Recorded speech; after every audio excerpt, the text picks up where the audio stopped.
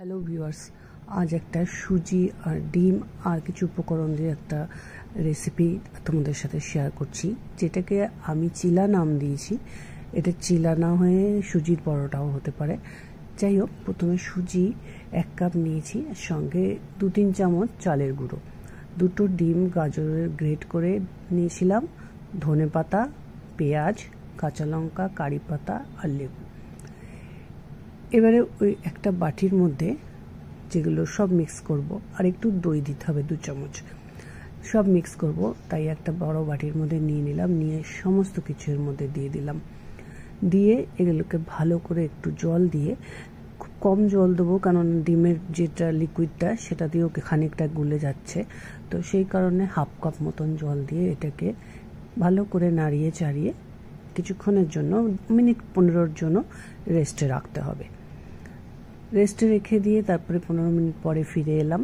দেখো এরকম লাগছে। যদি মনে করো খুব লিকুইড হয়ে গেছে, একটু কিছু দিতে চালের গুঁড়ো বা সুজি দিতে পারো। 1/2 চামচ মতন খাবার সোডা আর 1 চামচ মতন তেল। তেলটা একদমই অপশনাল, তোমার ইচ্ছা করলে দিও, না ইচ্ছা করলে দিও না। দিলাম। এইবারে ভালো করে নাড়াচাড়া করে ইন্ডাকশানটা অন করে দিলাম। ইন্ডাকশানটা অন করে ফ্রাই প্যানটাকে একটু গরম হওয়ার পর ওটার মধ্যে 1 চামচ মতন তেল ব্রাশে নিয়ে অয়েল ব্রাশ করে নিলাম। নিয়ে এবারে যে ব্যাটারটা তৈরি করেছি ওটা যার যেমন খুশি সাইজ বানাতে পারে। আমি এই ধরনের একটা করে সাইজ বানালাম, যেন একটা করে দিলে মোটামুটি পেট ভরে যাবে। তো সেরকম ধরনের আমি একটু বড় সাইজ বানালাম। এর থেকে ছোট ছোট সাইজও বানাতে পারো। একটা একটা করে দেব এবং একটু কিছুক্ষণের জন্য ঢাকা দিয়ে মিনিট 2 ঢাকা দিয়ে রেখে দিয়ে আবার ঢাকাটা তুলে উল্টে পাল্টে আবার একবার ঢাকা দিয়ে দেবো। আর দরকার যদি পড়ে আরেকবার অয়েল ব্রাশ করে দেওয়া যেতে পারে, তবে আমার এটা প্রথমবারেরটায়, আর প্রয়োজন পড়বে না অয়েল ব্রাশের। এবার ঢাকা দেওয়াটা তুলে দেখবো। দেখো মোটামুটি চারধারটা ভাজা ভালোই হয়ে গেছে, রঙটাও ভালোই এসে গেছে। উল্টেও দেখছি রঙটা ভালোই এসে গেছে। একটু সেঁকে নিয়ে এটা একটা প্লেটের মধ্যে তুলে রেখে দেবো, এবং এরপরে ঠিক এইভাবেই সব কটাই এক এক করে ভেজে নেব। মোটামুটি অনেকগুলি আমার হয়েছিল এই ব্যাটারটাতে। ব্যাটারটা এইভাবে গুলে গুলে বারবার নাড়িয়ে নাড়িয়ে ভালো করে রেখে একটা একটা করে ভেজে নেওয়ার পর আমি সেগুলোকে রাত্রিবেলায় ডিনারে পরিবেশন করেছিলাম। তোমরা চাইলে ডিনারে করতে পারো, তোমরা চাইলে ব্রেকফাস্টেও এই খাবারটা খেতে পারো। পুরো একবার খেয়ে দেখতে পারো, মোটামুটি ভালোই লেগেছে এবং ভালোই হয়েছে।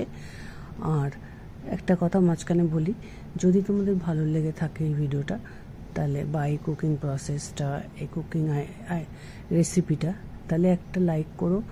আর যদি তোমরা ফেসবুক থেকে দেখে থাকো, দেখো এটা এখনও হয়নি বলে আবার একটুখানি ঢাকা দিতে হবে। আবার মিনিট খানেকের জন্য ঢাকা দিয়ে তারপরে যখন এটা তুললাম তখন দেখলাম মোটামুটি হয়ে গেছে। দেখো এক চান্সেই এটা উল্টে গেল। আমি একটু ভয় পাচ্ছিলাম এটা একটু বড় হয়ে গেছে অন্যগুলোর তুলনায়, যেটা ভেঙে যাবে। যাই হোক, ফেসবুক থেকে দেখলে একটা লাইক আর একটা ফলো করে দিও। আর যদি কেউ ইউটিউব থেকে দেখে থাকো, তাহলে তোমরা একটা ছোট্ট করে সাবস্ক্রাইব বাটনটায় হাত লাগিয়ে দিও। আর লাইক কমেন্ট যদি কিছু থাকে বলার, বলতেই পারো। এইভাবে পরে এক এক করে একটু করে তেল ব্রাশ করে করে সবকটা চিলাই আমি ভেজে নিলাম, এবং সবকটা চিলা ভেজে যখন পরিবেশন করেছিলাম কেউ খারাপ বলেনি। সেই কারণেই জিনিসটা ভালোই হয়েছে বলতে পারো, এবং একবার করে খেয়ে দেখতেই পারো, খারাপ লাগবে না। মোটামুটি বেশ ভালোই হয়েছিল জিনিসটা।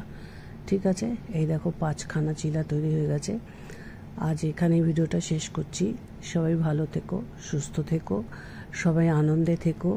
আর আমার ভিডিওগুলো ভালো লাগলে একটু লাইক কমেন্ট করো, তাতে আমিও আনন্দে থাকবো।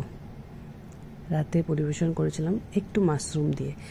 এটা রেসিপিও তোমাদের সাথে শেয়ার করছি। খুব সাধারণভাবে মাশরুমটা তৈরি করেছিলাম। টাটা বন্ধুরা।